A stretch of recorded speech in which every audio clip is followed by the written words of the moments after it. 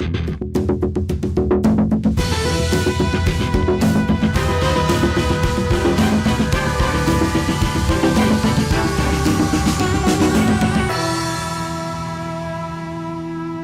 right, here we go. Are books still a thing?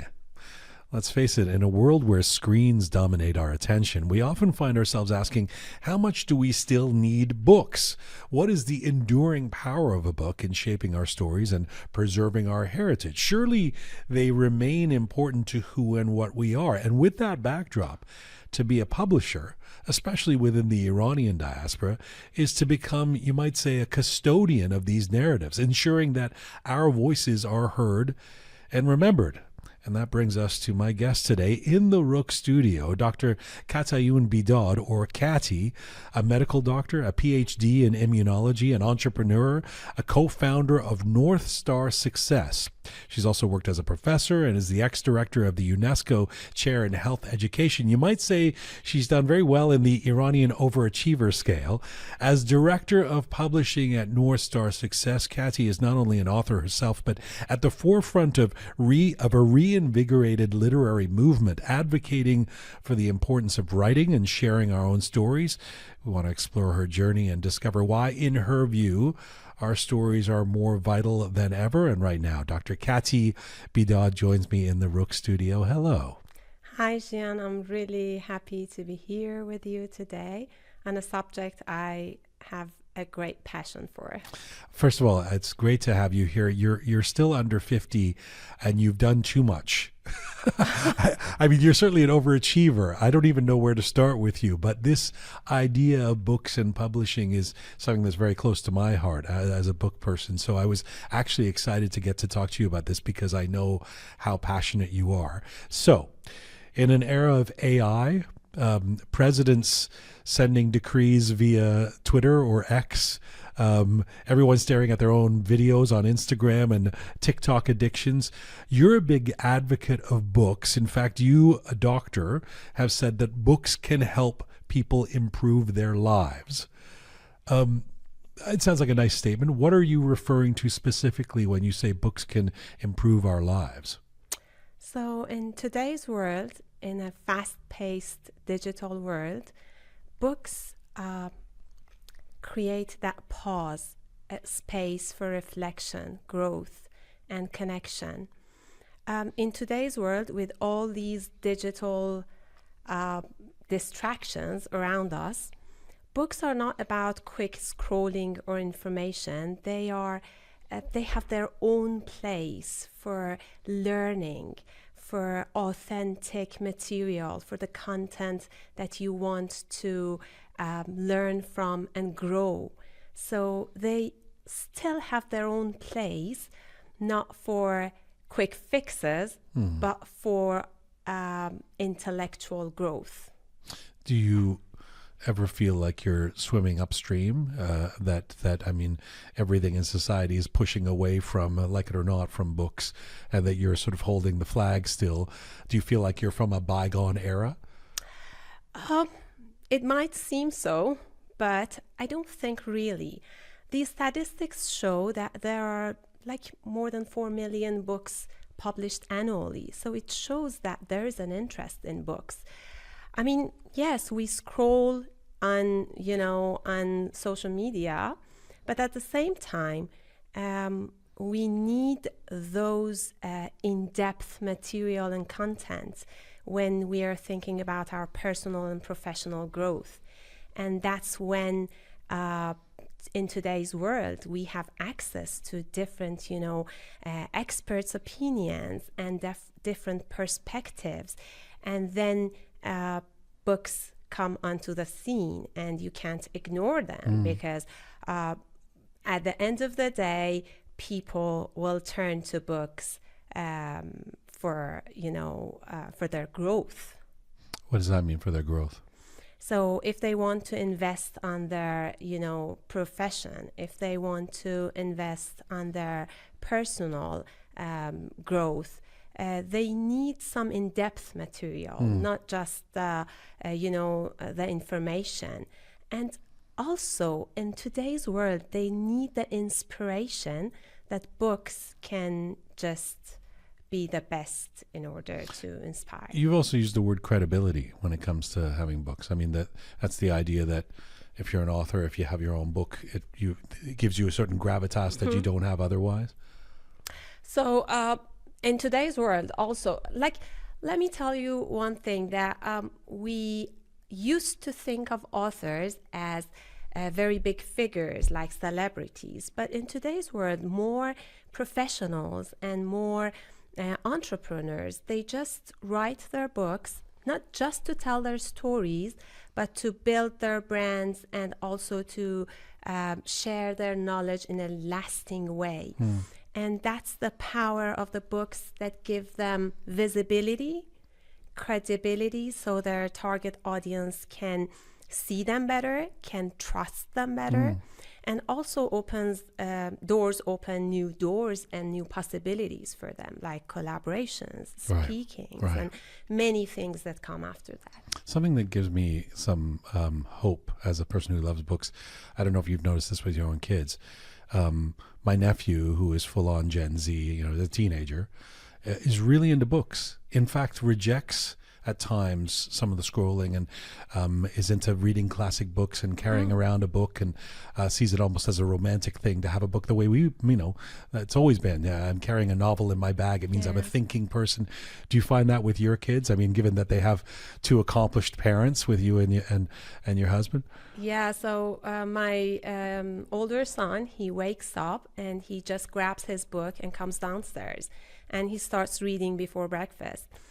And then like our very intimate moments during the day and night is the time that we all go upstairs, we grab our books and we read, and then we say goodnight. Wow. So for us in family, books still hold a special place, and I am like maybe old school, but I never buy them digital books. I always buy them physical books. I mean, not to go into a rabbit hole about parenting, but I mean, how did you create that environment in the house? I mean, did you have strict guidelines, no iPad or something like that? I mean, if somebody's sitting there who is a parent and doesn't have a kid who's as eager about reading books as yours, what would you say the trick is as a publisher and as a mom? It was really difficult because we bought so many books. We got so many books from libraries, and we started reading for them. And until we found their passion, what books interest each of them. And when you find their passion, then they really like it. So I go to library every week. I get around 40 books, and some of them they even don't look at them. Some of them they connect with, and wait, you get 40 books from the library every week? I always have like more than 40 on our And what accounts. do? You just put them sit them there, and for anybody who wants. Yeah. What a cool idea. Yeah. I was thinking, who even goes to libraries? Oh, we go every week. That's amazing. That's amazing. Yeah. I love libraries. I mean, it's a beautiful thing. There's something, again, you're talking to a fan of books, but I have a personal library in my house. There's something about having a hard copy of a book. I mean, oftentimes now, I'm interviewing authors, and it's so much easier for them or their publisher or whatever, just send a PDF, send the book digitally. There's something I always, especially if I like the book, I ask for a hard copy or I buy it afterwards, because I feel a sense of ownership somehow over the story, even if it's a novel, even if it's about something that has nothing to do with me. If I have the book, it's something that that somehow connects to me. Maybe that's old school, maybe needing that physical, I don't know, in a different way from something that exists just digitally on my computer, The same for me, like physical books have their own charm still, even for younger ages, like my son. When he reads a story from library and he likes it so much, he asks me to buy it because he wants it in his collection, and then he can tell his friends about this book and just gives this book to his friends as well. And for me, there's something else as well. I like to highlight. I like to write things on the books. I can't. No, you've crossed the line. I'm too OCD for that. So like your books have little notes in them. Yeah. But then the next person who's reading it is going to see your emphasis. No? Yeah, that's nice. You're okay with that? Yeah. Well, actually, I know there's advocates of, interacting with the book. No, to me, I even try to, on the hardcovers, I take the cover off to not damage it. My books look like they haven't been read because they're just sitting there so perfect. That's my OCD. It's not just that you're a publisher who's into books, though. You have something more of, if you don't mind me calling it, something more of a mission, it seems, especially within the Iranian diaspora, even though you don't publish just Iranians' books. You believe we should be writing our own story, you say, to be remembered for who we are. What does it mean to you, writing our own story? So I want you to imagine this. You disappear tomorrow. What story would people say about you? And more importantly, is it the story that you want them to remember? So for most of us, the idea behind leaving a legacy seems daunting. But some people think, who am I to write my story? Am I that successful? Are there any people who read my story? Mm-hmm. And to answer this, let me tell you a very personal story. My father passed away a few years ago without ever telling his story. And despite all the wisdom he had, despite all the lessons he passed on to me, he never told his story the way he wanted. And you might tell me, you write his story, but this will be my story of him. Yeah. It won't be his version. And then I realized it's important to capture our stories. It's about our vision, our hopes, our dreams, and how we want people to remember us and to leave a lasting legacy, to leave a mark. And I think if there's something inside you that tells you you have a message to share, then you should write your story, your book. How long ago did your dad die? 3.5 years. Yeah. That really resonates with me, the story of your dad, because I have a similar story where I always had in my mind, my dad, despite the fact that he was of an advanced age, he died quite suddenly. So it wasn't expected. And I always had in my mind that I'm going to sit down and do an interview with my dad. Mm-hmm. A man who was born, now almost 100 years ago in Khuzestan, I always had it in my mind, I'm going to sit down, roll the camera, and let him tell his story. And it never happened. I've told this before on the show that it's one of my great regrets. The same for me. One of my greatest regrets that I haven't written his story the way he wanted. Yeah, or let him write his story. Yeah. When did you ever talk to him about doing that? Was it something that you had in mind before he died, or did it come afterwards? We had a few videos of him, like asking him to tell some parts of his story. And I'm grateful for that because my husband, Shahab, he really did that. And that's the best thing I have from him. Yeah.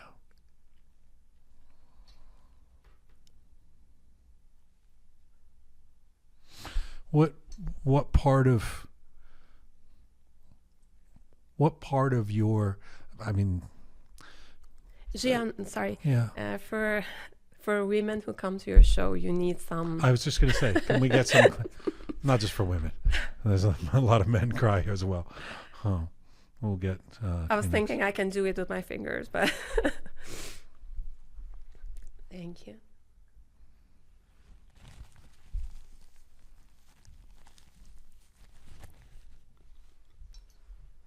Yeah.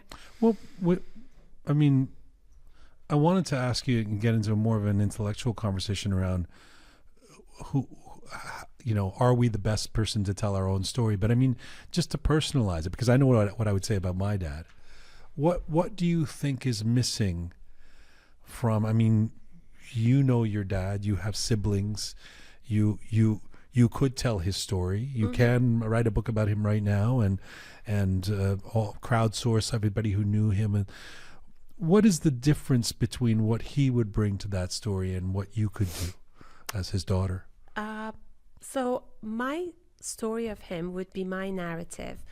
I think it would be different from my brother's stories. But I don't know what he really wanted to share. I don't know what was the message he wanted to leave for his grandchildren, for others to know. And certainly it would have been different, not the same thing. But still, my story would be... Your story. Yeah, my story of him would be meaningful, right. But not his story, right. Of course. Does it matter? This might sound like a weird question, but does it matter what the truth is? I mean, there are different truths. Sometimes I think if I think of a public figure, a highly public, I mean,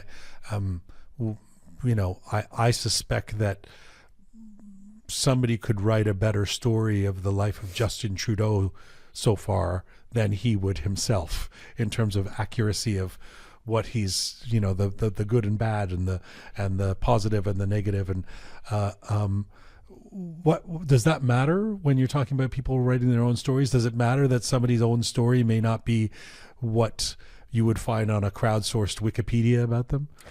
I believe that people nowadays, they read books not to read the stories of achievement. They read to know about real life journeys, those moments of challenges, of hesitation, of doubts, of fears. And I cannot write those moments. I can write what he achieved, what was he like, but I can't say what was his dream, his fears, his visions. How did he want us to be in his mind? And I think those are the things that people relate to. Those are the real things. And when I talk about his own story, I mean his own real, doubt, hesitations, beliefs, vision, hopes, dreams. As a metaphor, if you think about somebody journaling, writing a diary, nobody would be able to write that diary for them. That's coming from them. And is everyone worthy of a book? Now, I know as a you're already nodding. I know as a publisher, it's good for business to say that. Yeah. But do you really believe that? Do you believe that every human should have a book about themselves? I think if you have a feeling inside that I have a message to share, if you think there have been challenges that you have overcome, if you have built something from the ground up, then you have to write your book and you have to share your story. So these people know the voice inside them. And is there anyone who reads these stories? I believe so, because wherever in life journey you are, there are people who are behind you, and you can just get their hands and help them overcome some challenges like you did. So it's not for everyone, but I think people who know they should write their stories, they just always have this discussion with themselves that should I write or no? And then I want to inspire those people to start today. And when you talked about the people who say, I just don't think I'm accomplished enough to write a book and tell the story, or somebody might legitimately say, look, I'm 35, I haven't lived enough, I'm sure I'll have a book to write when I'm 80, but not yet. What do you say to them? I tell them that you should not wait for a perfect ending. So it's never too early, it's never too late. I mean, when you have something to share, you should share it today. And you don't know what world brings like in the future. And I always tell people it's not your last story, it's not your first and last one. It's always the beginning of a journey. So, what my experience shows me when people write their first book, that it's the start and they write more and more. So, I always tell them if you feel that voice inside you that tells you you should share something, then share it today. And it's just the start of it of an exciting journey. I have more to ask about that, but let's leave the publishing world for a second and talk about your own story. You grew up in Iran. Yeah. You were the baby. You were a family with 4 kids, and you're the youngest and the only girl, right? Yeah. How did being the youngest and the only girl affect your journey, do you believe? I think like younger kids have the privilege because the parents are more experienced, and my father and my mother were really caring, and my brothers, they were older than me, and I learned a lot from them. So I think I was privileged in a way. Did you grow up very well off? Were you a rich kid in Iran?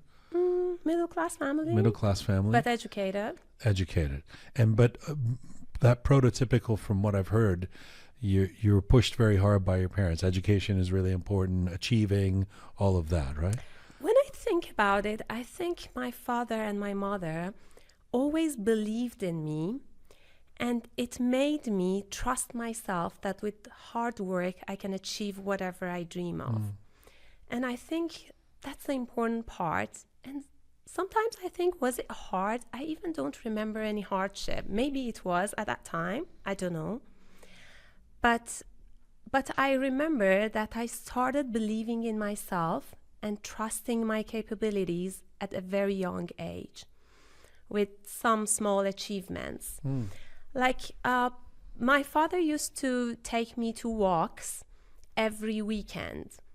And This is Tehran? This is Tehran. Since I was 7-8 years old. And yesterday I thought, how much did we walk? And I just found it on Google Map.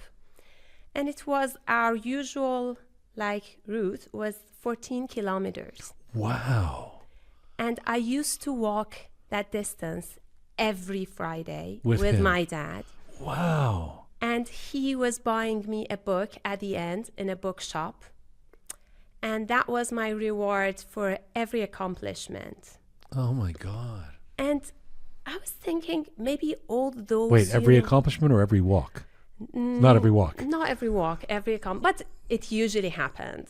And he would buy you a book. Isn't this interesting? The woman who becomes the pioneering publisher. That it starts with your dad. It does. It certainly does. And I think those books shaped me.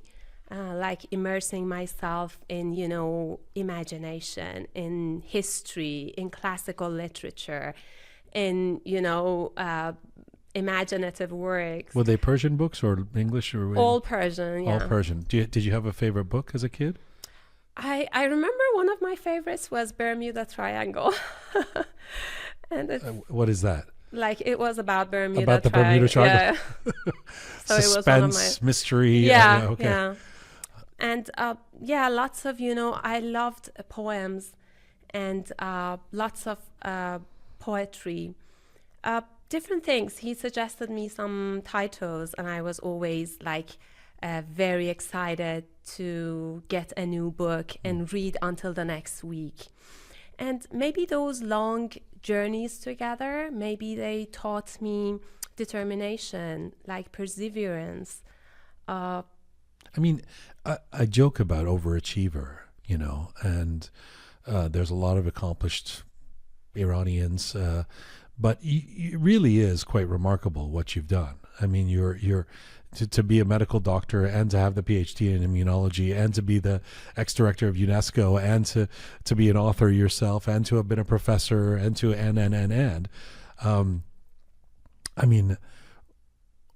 do you have a if somebody would say, how do you become that person? You seem functional. You don't seem like a crazy kind of highly A-type personality who doesn't have a balanced life. How did that happen in you? So first, let me tell you, I don't feel that I'm like very accomplished. If you want me to describe myself, I tell you I'm more brave than highly accomplished. How are you brave? Because I could leave, all my medical education and everything just side and start anew. Which is what you did a few years ago, yeah. Yeah. And honestly, I feel I was brave to do that. And I'm so grateful for my family to support me for that. And for your question, so I think the upbringing was one of the important parts. So I always saw my family just paying attention to different things at the same time. My education was very important, but also social life was as important, and physical activity was as important. So I always had to have walking, sports, also family gatherings. Even in my concours year, I had to go to family parties, like the ones that were important, I couldn't miss. And my father always believed that you can find time for everything. But I'm glad you mentioned the concours year, because in your concours year, this is before you get into university, you have to take a national test in Iran for the non-Iranians watching. And you're taking the tests in medicine. It's a very difficult, obviously, field. And you come in 16th in the country, right? Yeah, I'm like, And your parents are disappointed. A bit. More my mom. Oh, not your dad. Not as much. Not as much. But because that's not high enough? Because she expected me to come the first. And And I mean, sorry, but as a kid or, a teenager, how old would you have been? 18. 17, 18. That's a lot to be, that's a lot to take on. 16th in the country is not good enough, honey, So it was, so at our year, there were two groups of people competing for medical university, and there were a new system and the old system, and I got 16 in the new, that time, the new education system that they had. But I was one of the best in that year. My mom thought I should be the first, but I think I did great for myself. Sounds terrible. Top 20 in the country. What a humiliation. You must really hate the person who came number one. No, because I believe there was a real difference between us. Do you happen to know the person who became number one that year? Quite well. This is an amazing story. So your now husband, Dr. Shahab Anari, is in the same year, at the same time, in the same concours, becomes number one, and you're number 6. You guys end up in university together at Tehran University. And then what? You become friends there. Yeah. At what point, and how does that? This is quite remarkable. The two very accomplished people. At what point does that friendship or knowing about the guy who became number one turn into something more? So I was not like the nerd or the smart guy in medical university. So I was always average in medical university. I am sure that's not true. But I'm sure you're more than average. But anyway, go ahead. But if not lower than average. But Shahab and I were classmates all during medical school. But at some point, he wanted to have a concert. So he came to me to design his pamphlets.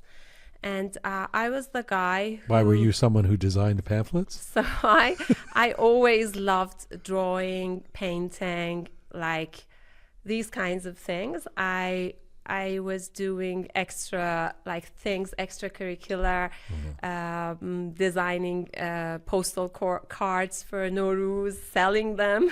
So somehow out of the box, not focusing solely on medicine, but doing other things. I loved that. And then he came to me to design his pamphlets, and that started our relationship for friendship. Slick move, by the way. Go to the girl you like, and I'm doing some concerts. Katty, would you help me with some pamphlets? And yeah, so I helped him, and then he invited us, all our family, to his concert, and yeah, that was the beginning. And you're interested in each other, but you don't get married until you graduate from school, right? So we were engaged at the last year, but we married just after graduation. And that was part of the rule of your dad. It was. Your dad was a prominent figure in this. I was thinking that he had the boundaries and he was clear about them. And I never felt bad about the boundaries, but they were like very clear, very understandable for all of us. And that was good. I don't know. Well, you're, in a sense, you're lucky, I think, because I'm assuming you really liked medicine. You really liked the things that did you? Do you? No. No. Okay. That's the problem then. I mean, that's why you're doing something now, which is amazing. But I would say, without any disrespect to your dad or any Persian parent, that's the part where I sometimes think, to be pushed into, or to have to feel like you have to go into a certain field. I had to rebel, to go into to anything other than engineering or medicine, because that was the expectation. Yeah. After a while, they were like, lawyer? Can we just do the lawyer? And I was like, no, I don't think lawyer either. And you have to kind of rebel and disappoint them. That you have to at some point break up with them and say no. There is something there. There is something that you've figured it out now later in life. At that time also. So when I started medical university, I found that my interest is in immunology. And I don't like seeing patients. I like more doing research and lab work. So I could redirect to the field that I like. And when I graduated, I started working in immunology in an immunology research center. And then just after a year, I was accepted in a PhD in immunology. And I could work as a university professor in immunology. Yes. And that was amazing. And I had my own lab, and I was working with, patients in the lab, but not directly seeing patients. So I never liked seeing patients. That was not my thing.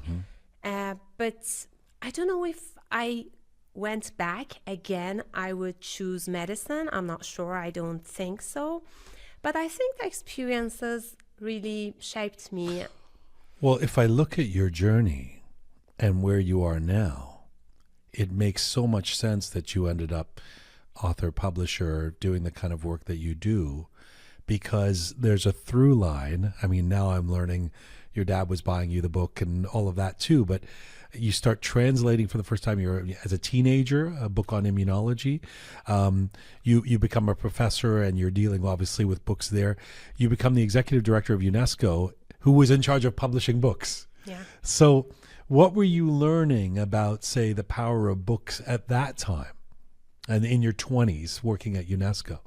So I think books have the power to change lives. And I always like this because they can impact, they can make a lasting impact. And what I saw in my life and in others' lives was that books can inspire, can, give meaning. And now I see it better and better with our clients, whether they are authors, books change their lives in so many ways, in ways that I can't even imagine. So one of our authors someday told me that when I wrote my book and when I published it, I saw my kids writing their own books. And this is amazing. I couldn't just imagine how it can change my family. And I just hear amazing stories about authors publishing their books, but even about people who read these books. And I don't know if I have ever told you the story of our first book being published in Canada. No. So in 2019... Is it the Successful Canadians book? Yeah. So in 2019, it was my 40th birthday. So I thought I want to start a conference for the immigrants to learn, connect, and get inspired. And when designing this conference, I told Shahab that, Shahab, it's nice to have the stories of these successful immigrants. And can we publish that? And he said yes. And he's such a good project manager.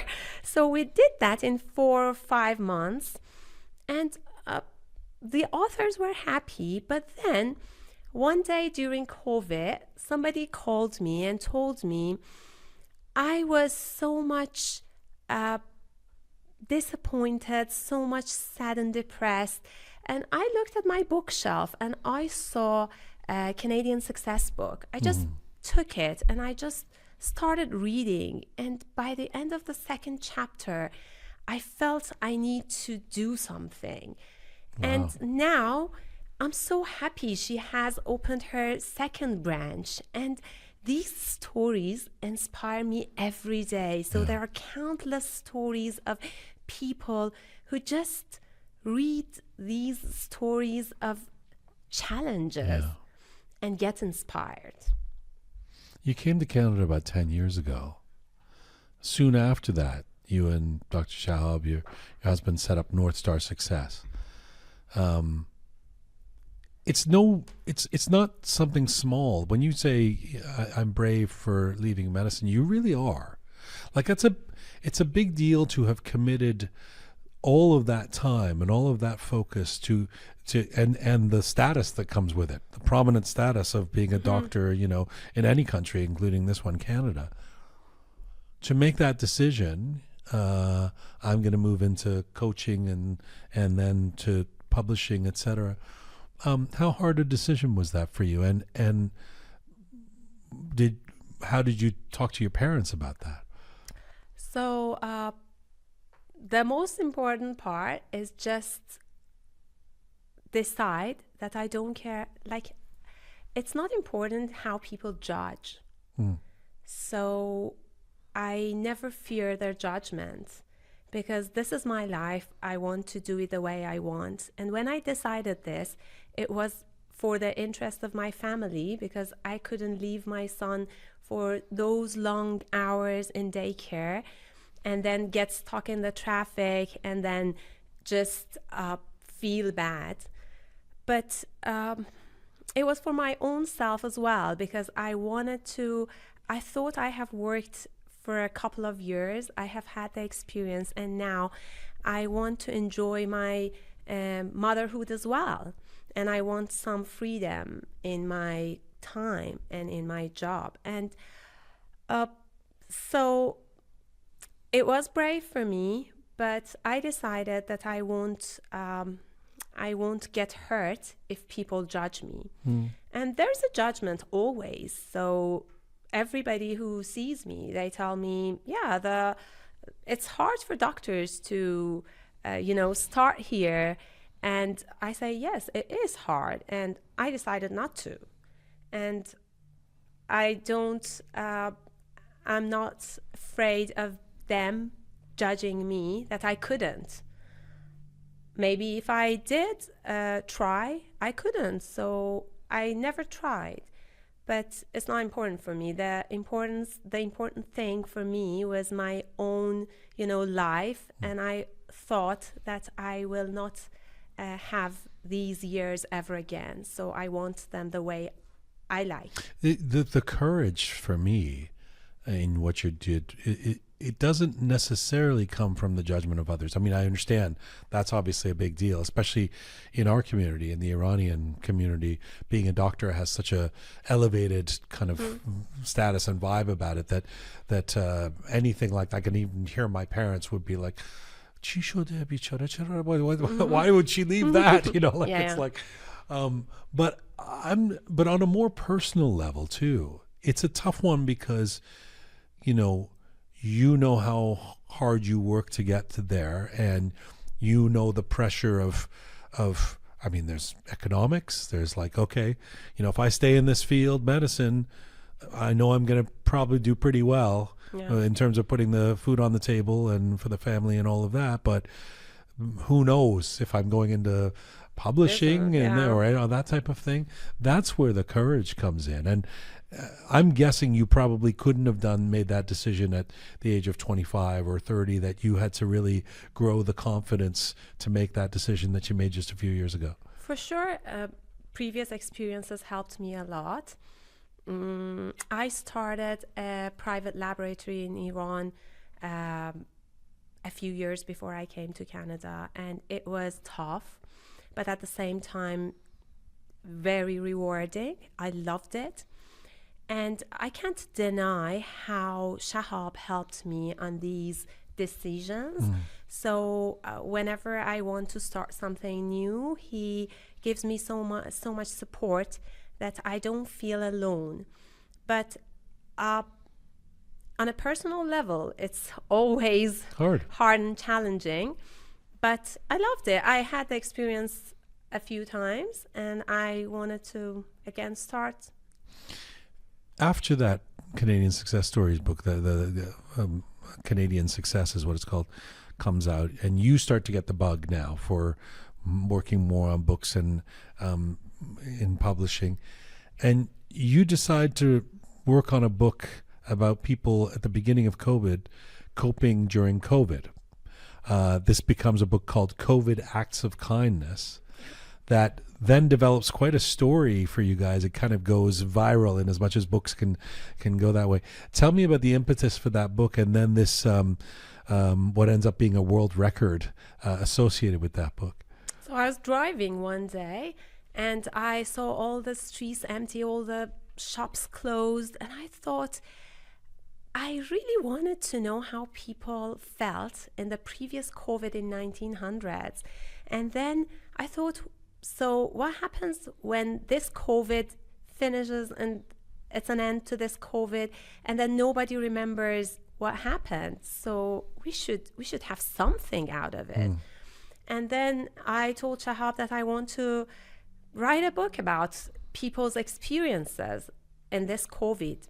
And when we announced the book, there were a huge interest, and then we went for a Guinness World Record for the most number of authors signing the book simultaneously, and we went over 150. So it's a book that includes is a compendium of a bunch of different stories that different authors have written. Yeah, and then 184 authors from around the world. Wow! And so, how do you get them all to sign simultaneously? That was so difficult. And who knew this was even something that was a record? I mean, there were lots of evaluators and lots of guidelines, and we were like 3 days. Sorry. So the record. Let me just to clarify, the record is the number of people, authors, signing a book at the same time in 10 seconds period. What was the previous record?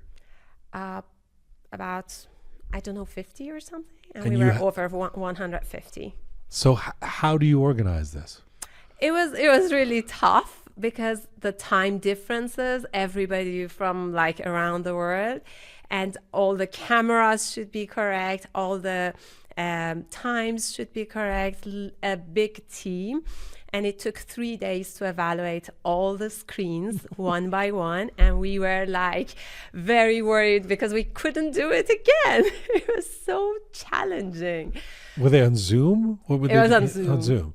So, it's like go, and you have 10 seconds for everybody to sign. They all have a hard They copy. they should also show. So we had a lot of practices how to sign at the same time, show it in the screen, and the screen should be in a good place. The cameras should capture and everything. Yeah. So you are now in the Guinness Book of World Records Yeah. as the publisher, or who gets the? Do you get a trophy or something? Or we got plaque? like a certificate, and all the authors participated also got their certificates. Wow, it's very cool. I don't know if that record will ever be broken. It's like some kind of. I wish not. Yeah, I mean, who could break that record? It's first of all, you have to have a book with that many authors. It was an experience, even if that record is broken, it was a very good experience of teamwork, because you know how Iranians say that we're not good for teamwork, but we did, like in a few months, we published the book with 184 authors, and we did even went for the record, and we all did it together with different time zones, with different, technology issues. And what if the internet is not good? What if I'm broken? What if, it's hard. It was hard, but at the same time, it was so exciting. When I think about people writing books now, it's a different era. I mean, even in the last 2 years, it's become a different era because of AI and ChatGPT and all the possibilities of throwing an idea into a computer and having it spit out an entire book for you. How has that affected you as a publisher and what you tell people in terms of who is writing their stories? So I think AI is a great tool and asset to benefit from when writing a story, when writing a book, but it's not all. The idea behind a book, the real experiences, the real stories, that's what is the cornerstone of the book. And AI can just help, like an editor, like a ghostwriter, to turn those ideas into the book. But if you just send some, what do you call it, prompts into ChatGPT and then get a book out of it, there's no real connection. There won't be real connection with people. And so I think it's a very useful asset, but it could be used besides your own journey, your own challenges, your own experiences. But it might, before too long, replace ghostwriters, right? Mm-hmm. I mean, if somebody has an outline and gives it to AI, it's going to be as good as a mediocre ghostwriter, surely, no? I think, again, those emotions might be harder to replicate. Yeah, so I think ghostwriter has its own place still because of those emotions that come into place. Like when you choose a ghostwriter, you find somebody who can relate to that story, who can write that story very well. So I'm not sure if it's replaceable right now, but I think they can help each other. Like the ghostwriter shouldn't start from the scratch. And for sure, these are all assets we can use, and it's becoming easier. But at the same time, the need for more content, more purpose-driven content is stronger than ever. You've now published over 400 authors. Yeah. You said earlier that when they write one book for you, they then want to write more. What is that about? So when I say we are publishers, we just don't print their books. We support them in every step, so from their ideas, how it can share their message, to writing, to editing, polishing the work, positioning it and publishing it. So we support them in every step. And when I first meet every author, I tell them that there is a social responsibility in our authors that I'm familiar with. And when they publish their first work, I know that there is something born in them, and it's their author, character, which is born. And from now on, you're not the person you were before. And this new person, I know, wants to make more impact.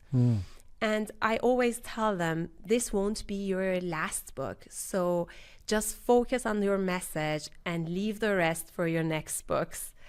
And most of them, they return for their fourth, fifth book. And it's so, it's a very good sense for me to feeling that they just see their world in a new way as an author. Is there a type of book that I'm sure there is. What is the type of book that people are more inclined to be reading these days? So I think these days there are different different trends in publishing. So people like different formats, audiobooks, ebooks. And one of the things that today I think is gaining more popularity is the multi-author books, because they bring different perspectives into one subject all at the same time. So I think these books are one of the books that gain more popularity. Also, lots of expert books on subjects, like professionals who write about their experiences, their wisdom, and their lessons that have learned on a subject. So these books, I think, are very relevant these days. It sounds like you mostly deal in nonfiction, right? Yes. Not in fiction at all. No. And so it's facts, true stories, experts, etc. And that makes sense for this era. I mean, I still love fiction as well, because that's where you really escape with a book. But it makes sense that people are gravitating towards something that is practical, helpful, based in sort of reality, but more in depth than what they're going to get on social media or something like that. And short. And the book should be short? No, like each chapter can be on its own, short and complete. When you think of one of your authors or one of the books that has been a really great story in terms of where it has taken that person or how it's connected, what do you think of? So we have an author. She started in COVID time with us. She's a very strong woman who immigrated to Germany and From Iran. And in COVID time, she started writing with us her first story about her challenges. And when she published that book, she told me that I had a book in my mind for many years that I wanted to write, and with publishing this book, I could bring this other book to life. And then she published the other book just in a few months. And then she came for the third book actually with us. And in the third book, she wrote about a cafe that she wants to create. And she described it in this book. And the book was published. And she told me after opening her cafe that there were so many challenges on the way. There were times that I said, I can't do it anymore. And I told myself, I have published it in a book. I need to do it. And she opened the cafe, and the people are amazed when they go to her cafe and see her as an author. And she just tells so many different stories about, how it helped her business. And one of her own book was keeping her in check. Yeah, right? To yeah. stay on her And focus. then it's really all helped her business to grow, her cafe to gain attention, like an author opening a restaurant, a cafe.